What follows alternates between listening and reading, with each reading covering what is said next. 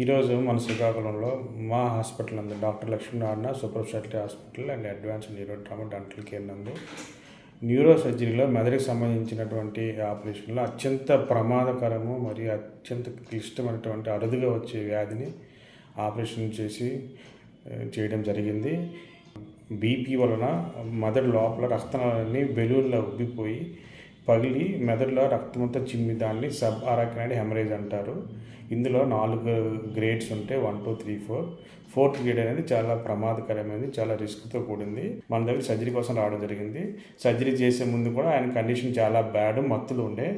ఇతనికి మెదడులో 2 వైపులు కూడా ఆపరేషన్లు జరిపి కుడివైపు ఎడమవైపు 2 వైపు మెదడులో కూడా ఆపరేషన్ జరిపి తద్వారా మెదడులో ఒత్తిడిని తగ్గించి ఏదైతే బెలూన్లా ఉబ్బి పగిలిపోయిందో అలాంటి వాటిని మనము క్లిప్పింగ్ అంటారు, దాన్ని ఎన్యూరిజం క్లిప్పింగ్ అంటారు, అది చేయడం జరిగింది. ఇది ఏంటంటే ఆల్మోస్ట్ మనకి ఈ ఆపరేషన్కి